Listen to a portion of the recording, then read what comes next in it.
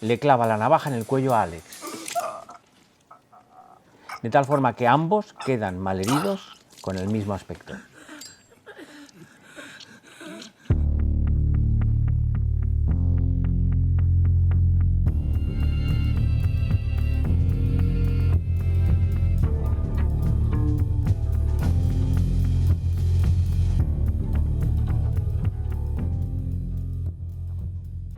Un tipo sale de una limusín y se dirige hacia lo que podría ser la entrada a un almacén industrial. Su aspecto es claramente el de un personaje del lumpen. Chándal, cadenas en el cuello, bigote de tipo duro, cicatrices, marcas. Camina por las desiertas dependencias del macroedificio industrial. Saca una navaja con la que sin duda está familiarizado. Entra en una dependencia ocupada por chinos que él conoce. Le saludan y pregunta por Teo. Ya en pleno almacén se encuentra de cara al tal Teo. Alex, que así se llama el protagonista, saca la navaja y se la clava en el cuello. Entonces sucede algo sorprendente.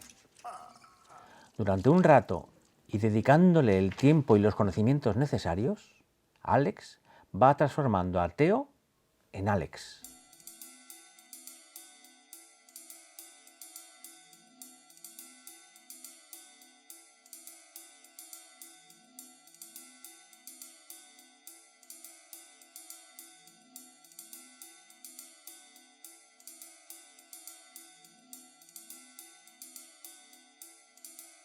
Cuando está a punto de acabar el trabajo, Teo, que no estaba muerto del todo, aunque lo parecía, le clava la navaja en el cuello a Alex,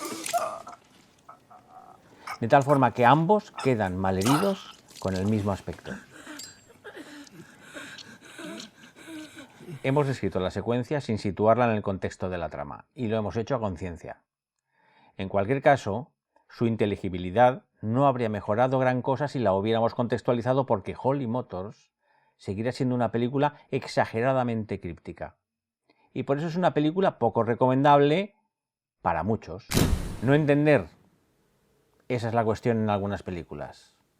No entender desde la expectación de un espectador receptor el mensaje elaborado por un autor emisor. Así, un artefacto caracterizado por el sinsentido. En este caso concreto podríamos hablar de lo incomprensible, o mejor, de lo incomprensible por no comprendido. Seguramente por estar habituados a considerar los artefactos estéticos cinematográficos como artefactos de decodificación fácil.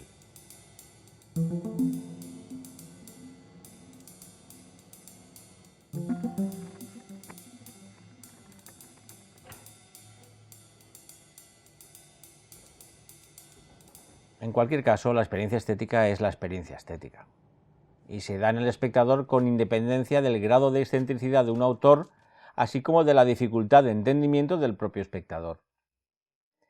La estética abarca todo aquello que proporciona experiencia estética. Ya saben, cine, arquitectura, ornamentación, cómic, literatura, música. Y la relación del producto con el espectador que propone es intransitiva. No lo olvidemos. Lo que quiere decir que la lectura de un espectador receptor del mensaje artístico no debe necesariamente coincidir con la voluntad manifiesta del autor emisor. Es por eso que los artefactos cinematográficos son siempre más que la suma de significantes encadenados y decodificados. Entre otras cosas porque todo texto estético, además de ser intransitivo, es decir, no pragmático, es esencialmente producto de un sujeto. Como sujeto es todo espectador.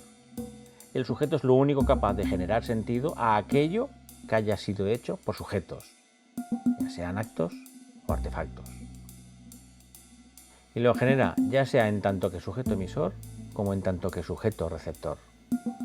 Generar sentido como fin último de la producción estética, decimos, porque el sentido es precisamente lo que hace más soportable la amenaza de lo real. ¿Qué hacemos entonces con todos esos textos que rechazamos debido precisamente a no ser comprendidos?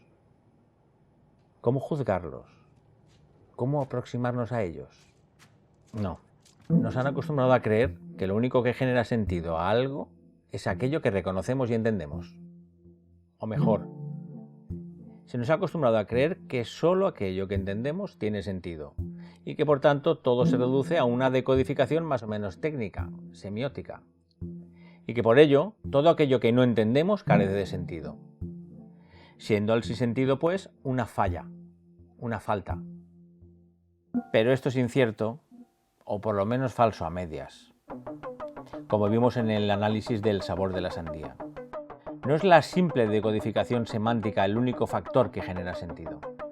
El sentido no viene dado de forma exclusiva por el encadenado de significantes más o menos inteligibles.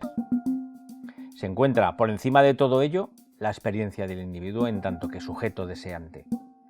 Sujeto con pasado que desea y que se imbrica en su experiencia estética más allá de entender o no entender.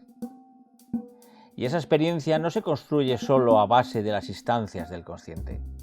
Sentido no solo lo tiene aquello que parece tenerlo, también puede tenerlo aquello que no entendemos.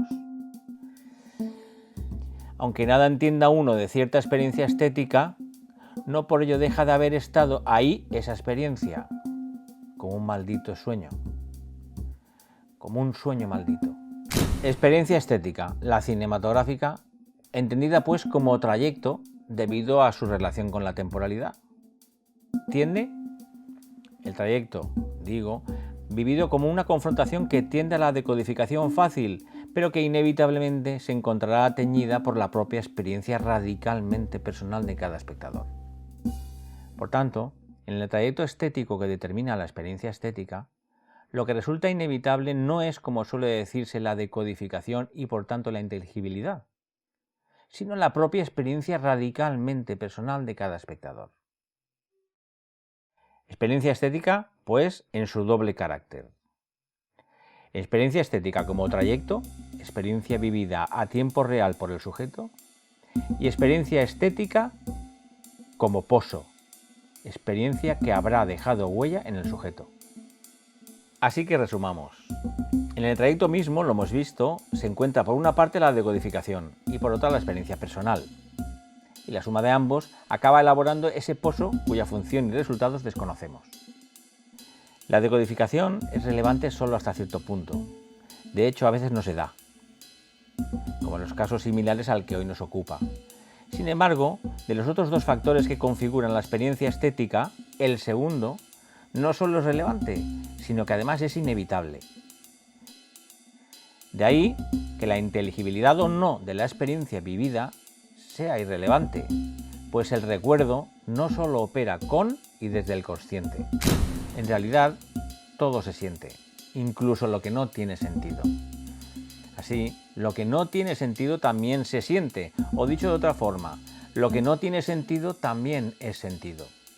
A veces incluso más, como sucede en la misma vida real. Otra cosa sería estudiar los motivos por los que ciertos autores, creadores de mensajes, fuerzan esa distancia con el espectador-receptor generando mensajes crípticos, incomprensibles y sin aparente sentido. Se nos ha dicho que el sentimiento es lo contrario, o si quieren lo antagónico, de lo intelectual, de la intelectualidad. De hecho, el concepto intelectual, a modo de calificativo, suele usarse de forma absolutamente despectiva, porque es asociado a lo ininteligible, a lo distante, a lo frío, a lo críptico, a lo difícil, incluso a veces hasta a lo prepotente. Y es que en efecto se asocia el sentimiento al calor de la emoción y la intelectualidad a la frialdad de la racionalidad. Pero son, en el fondo, pamplinas ideadas por gente perezosa, cuando no claramente malintencionada. Y no olvidemos que la poesía es el máximo grado de intelectualidad en contra de lo que mucha gente piensa, asociando lo poético a lo sentimental y lo racional a lo intelectual. Pues no. Cuando alguien dice nuestras vidas son los ríos que van a dar a la mar, que es el morir, lo que está haciendo es un ejercicio intelectual inmenso. El cine de Kiarostami, tan poético él, no es más que el resultado de una intelectualización sublime. چرا نمیگی؟ نمیخوای بگی نه؟ یادت رفته؟ کیسه گچ بردار بیار پایین. بردار بیار پایین.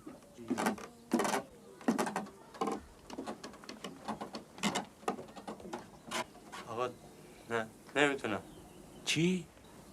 نمیتونم. Nada que ver desde luego con el caso de los Carax, que aquí nos ocupa. Pero eso es una cuestión de diferencia de tipo.